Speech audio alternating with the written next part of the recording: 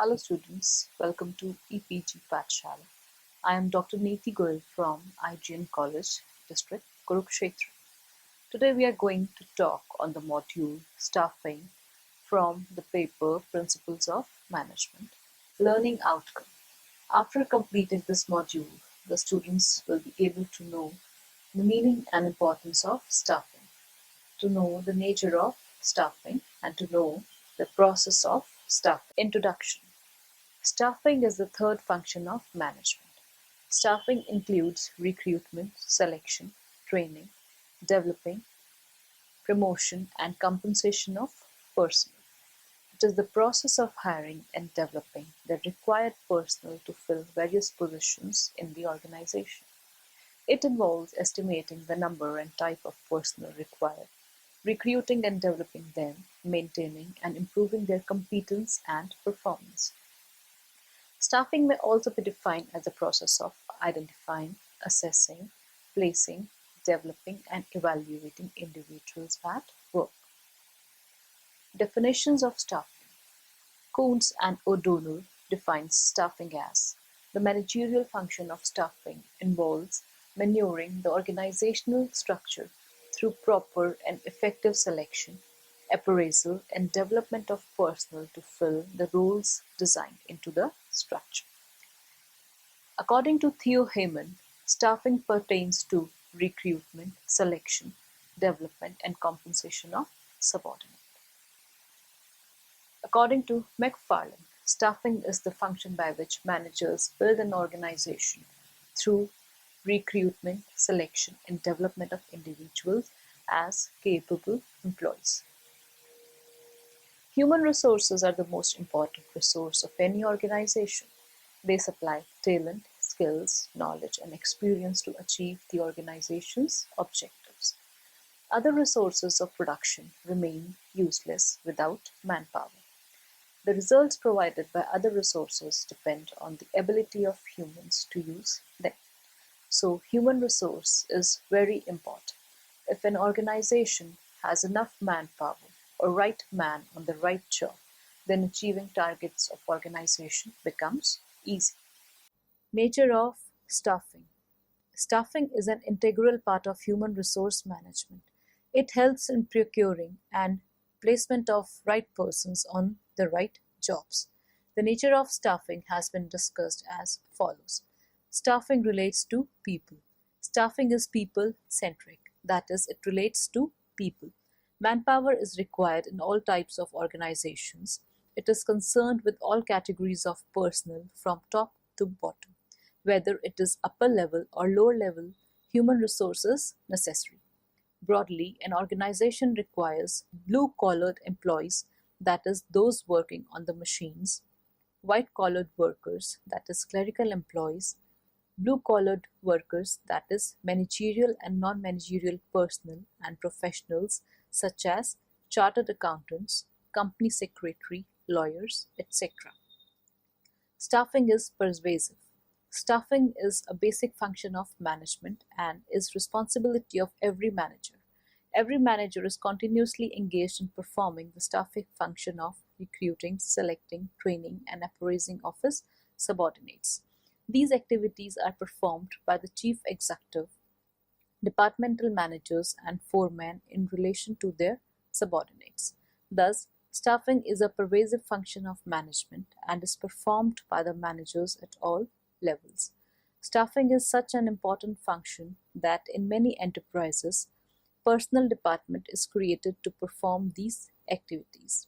But still, managers at different levels are not relieved of the responsibility concerned with staffing. The personnel department provides assistance to the managers in performing the staffing function.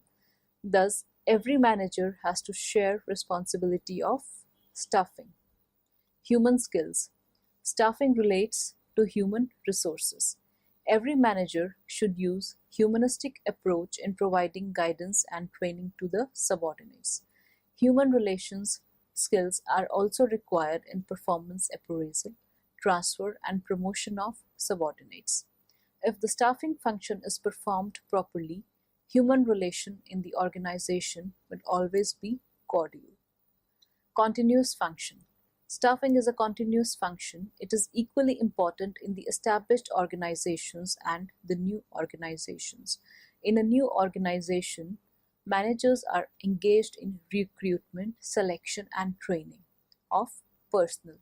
In a running organization, every manager is engaged in guiding and training the workers, evaluating their performance, filling vacancies, promotions, etc. on a continuous basis. Importance of staffing. Human resources are the most important resources of any organization. It is imperative for organization that right kind of people are employed at right positions. They should be given adequate training and motivated continuously so that productivity gets increased and wastage is minimum. Effective performance of staffing function is necessary to realize the following benefits. First is the efficient performance of managerial functions. Staffing is the key to the efficient performance of other functions of management. If people are not competent, functions such as planning, organization, directing, and controlling can't be performed effectively. Effective use of technology and other resources. Men and material remain useless in absence of human resources. It is the human factor that make use of these resources. They are instrumental in the effective utilization of latest technology, capital, material, etc. Development of human capital.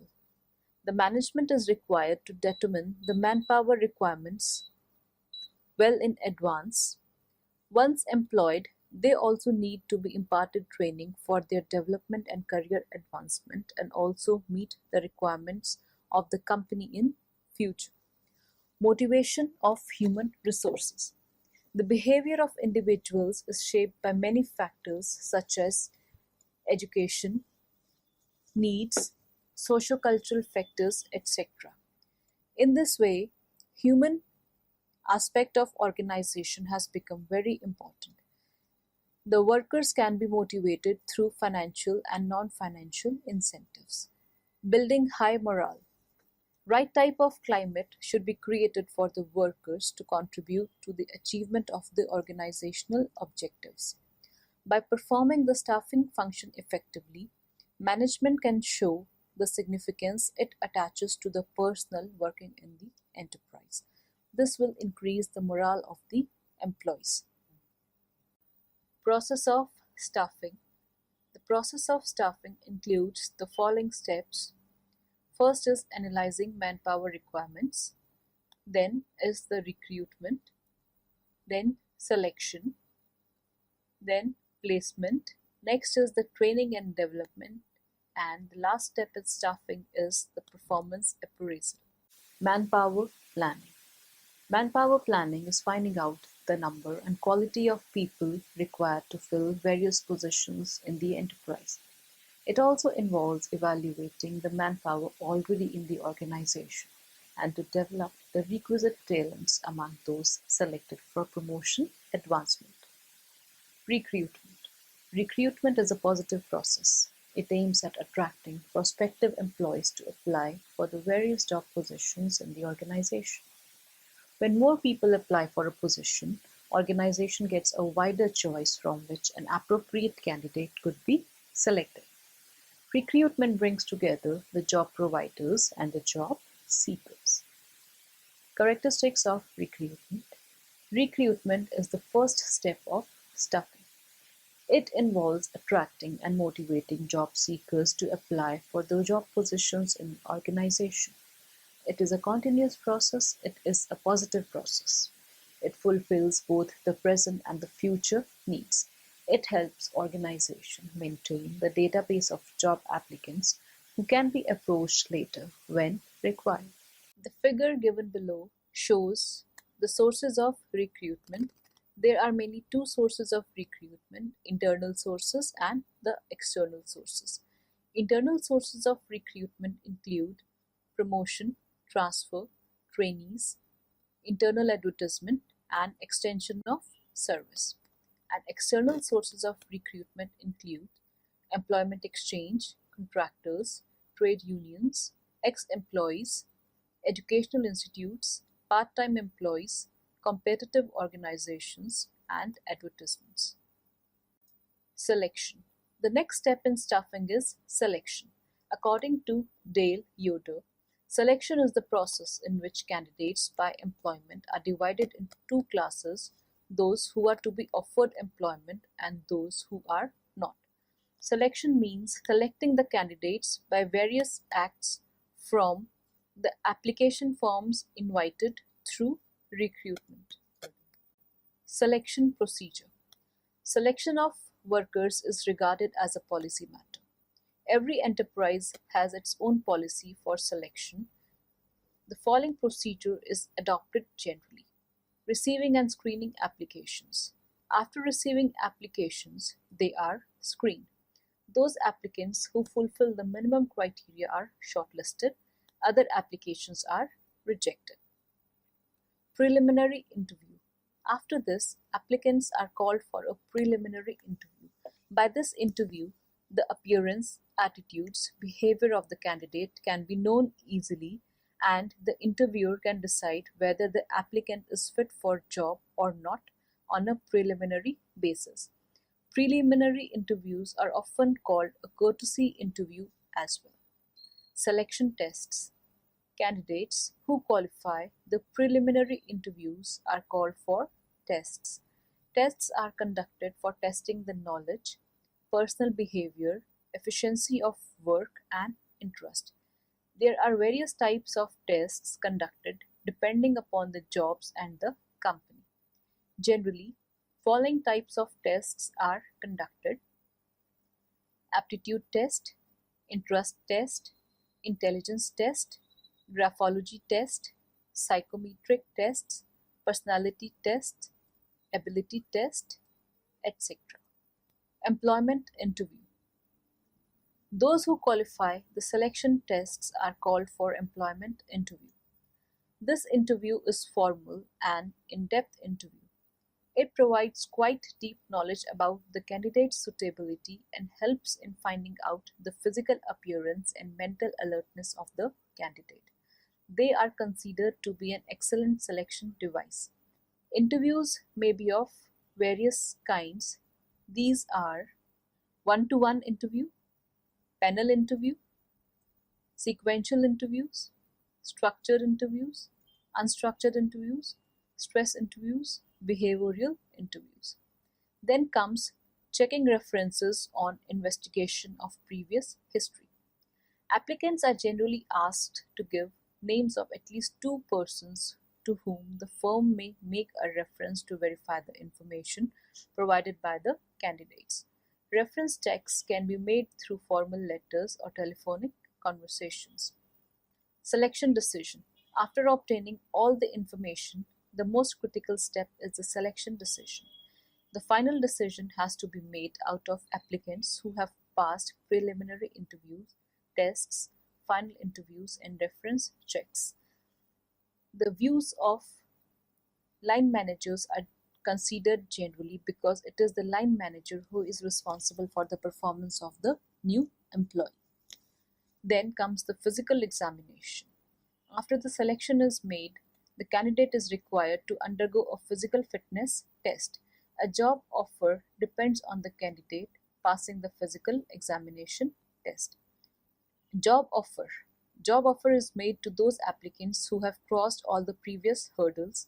The offer is made by sending the appointment letter which specifies the post, salary, and terms of employment. Last step is the placement. This is the final selection process. A candidate who accepts the job offer is placed on the job. Difference between recruitment and selection. Recruitment refers to the process of attracting prospective employees to apply for job positions, whereas selection is concerned with selecting the right candidates from a number of applicants who applied for job positions. Recruitment is said to be a positive process as it aims to attract as many candidates as possible. Selection is said to be a negative process as it seeks to eliminate unsuitable candidates in order to specify the most suitable candidate for the required post. Orientation. Orientation means to introduce the employee to the co-workers and the work environment.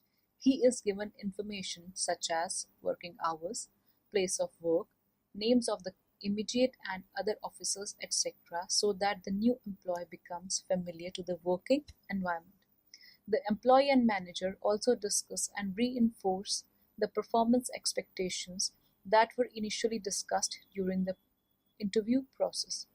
Generally, the information given during the orientation program include organizational and departmental goals, organizational structure, organizational and employees layout, general rules and regulations, etc. The main aim of conducting orientation is to build up confidence, morale, and trust of the employee in the new organization. Training and development. Training is an instrument of developing the employees. Technical and managerial skills are needed by the employees for performing the job assigned, and training improves these skills. Training is required to be given to new employees as well as existing employees. Training methods and the duration for which training is to be given is decided by the management according to the objectives of the training, the number of persons to be trained, budget available, and the level of trainees in the organizational hierarchy. Training leads to overall personal development. The major outcome of training is learning. According to Flipper, training is an act of increasing the knowledge and skills of an employee for doing a particular job. Importance of training and development. Reduction in learning time, better performance, reduced supervision, increases morale of the employees, facilitates organizational stability and flexibility, develops employees' skills, talent, and competency, decreased working accidents, better use of organizational resources by reducing wastages, increase in production and productivity. Techniques of training can be categorized as on-the-job training and off-the-job training. On-the-job training is a technique of teaching skills while the person performs the job. Training is imparted in the real work environment. It is less expensive method of training and production is not hindered on the job training. It is suitable when the trainees are limited in number. On-the-job training is usually imparted by experienced workers and first-line supervisors at the workplace. Off-the-job training involves imparting training outside the real work. These training methods are quite expensive as they need a totally different setup and also do not add anything to production during training. Any number of employees can be trained at a time under this method. Training here is imparted in an artificial setup and outside experts are hired for the purpose. The figure here gives the training methods. Training methods have been categorized as on-the-job training method and off-the-job training method. On-the-job training method includes instruction method, apprenticeship method, training by superiors, vestibule training, and training by experienced persons. Off-the-job training methods include lecture method, conferences, seminars, role play, and case studies. Regardless of the type, training should be realistic. Training should be designed with the trainee in mind and should allow one-on-one contact between trainee and trainer. Development. Development is opportunities created to help employees grow. It is futuristic in nature as it aims at imparting skills for taking high responsibilities in the future. Development is not related to imparting primary skills, but it provides the knowledge and attitudes which will be helpful to employees in fulfilling their future obligations. Development of an employee depends a lot on his willingness and motivation, since no one can be forced to learn anything. Training and development are components of the same system. The major difference between training and development is that training focuses on the current employee needs, but development is concerned with preparing employees for the future responsibilities. Generally, off-the-job methods are used for development of employees. Development is a planned, systematic process of learning and is designed to induce behavioral change in individuals while enhancing their mental abilities and qualities inherent in them. Performance appraisal. Performance appraisal means judging an employee's performance on a job. It is also called as merit rating. Performance appraisal is one of the oldest and the most accepted universal principles of management. It refers to all the procedures used to evaluate the personalities, contributions, and potential of employees. It also serves as a guide by formulating a suitable training and development program to improve the quality of performance. The immediate superior appraises the performance of the individuals with respect to his job performance and his potential for development. Objectives of performance appraisal are to help a manager to decide the increase in pay on ground of merit, to find out the training needs, to nominate employees for training programs, to motivate the employees to do better in his or her present job, to contribute to the growth and development of an employee, to identify employees for deputation to other organizations, to help in creating a desirable work culture in the organization. Appraisal methods. Performance appraisal systems may be subjective or objective. In a subjective performance appraisal system, there is no specific criteria defined for appraisal, and the appraiser appraises the employee on the basis of his or her observations only. Under objective performance appraisal system, both the criteria for evaluation and the method of measurement are specific. Broadly, all methods of appraisal can be divided into two categories: past-oriented methods and future-oriented methods. Past-oriented methods.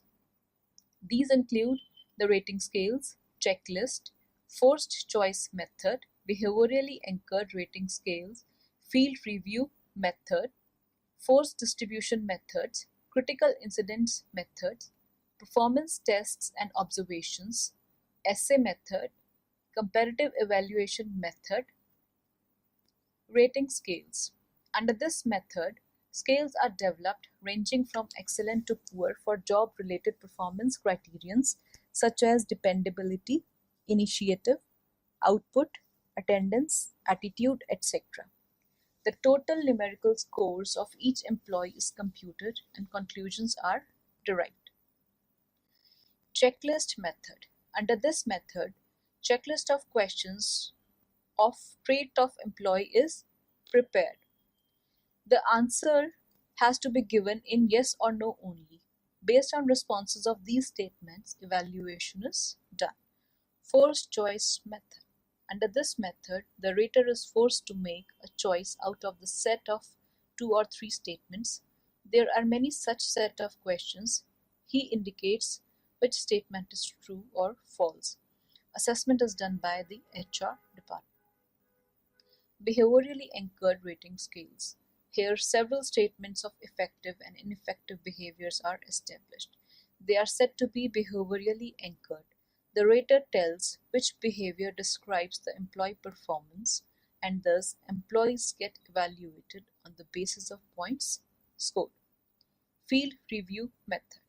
Under this method, appraisal is done by someone from a department different from that of the employee's own department, usually from HR department. However, under this method, the major drawback is that outsider is generally not familiar with employee's work environment, and thus observation of actual behavior is not possible. Future-oriented methods. First is management by objectives. Under this method, the performance is rated against the achievement of objectives stated by the management. Process of management by objectives is as follows. Establish desired outcomes for each subordinate, setting the standard of performance, comparison of actual goals with those attained by the employee, and then establish new goals and new strategies for goals not achieved previously. Next method is psychological appraisals. These appraisals assess employees' potential for future performance rather than the past one. It is based on characteristics affecting his performance, such as emotions, intellect, and motivation. An employee may be evaluated by in depth interviews, psychological tests, and discussion with supervisors, and by reviewing other evaluations. However, quality of this appraisal method depend upon the skills of appraisal. The next method is assessment centers. Assessment center is a central location where managers may come together and participate in job-related exercises which are evaluated by trained appraisers. It is more focused on observation of behaviors. Assessees are required to participate in activities which require same traits as those required for successful performance of actual job, such as work groups, computer simulations, role playing, etc. The characteristics assessed in assessment center can be assertiveness, persuasive ability, communicating ability, planning and organizational ability, self-confidence, resistance to stress, energy level, decision making, sensitivity, administrative ability, creativity and alertness, etc. The next method is 360-degree feedback. Under this technique, appraisal is done on the basis of performance data taken from almost all stakeholders, like immediate supervisors, team members, customers, peers, and self. It provides feedback of employee from multiple sources. 360-degree appraisals are useful to measure interpersonal skills, customer satisfaction, and team building skills. However, when feedback is taken from multiple sources, it can be frightening for an employee. It may make them do what others want, not what he is supposed to do. Multiple raters may also not provide balanced and objective feedback. So students, let us now summarize what we have learned in this module. Staffing may be defined as the process of hiring and developing the required personnel to fill in the various positions in the organization. It involves estimating the number and type of personnel required, recruiting, selecting, training, and developing them, and appraising their performance. Recruiting involved attracting candidates to fill the positions in the organization structure. Before recruiting, the requirements of positions must be clearly identified. Selection is the process of choosing the most suitable person for the job position in the organization. The selected employee is placed on the job and made familiar with the work environment. After that, the performance of the employee is evaluated. Performance appraisal is the judgment of an employee's performance on the job. It is also called as merit rating. Subordinate's performance is evaluated by his immediate superior. Staffing provides human resource to the organization, which are the most important resources of any organization. Money and material remain useless in the absence of human resources. It is imperative that organization that right kind of people are employed at right positions. If people are not competent, functions such as planning, organizing, directing, and controlling can't be performed effectively, and the organization will not be able to achieve its goals.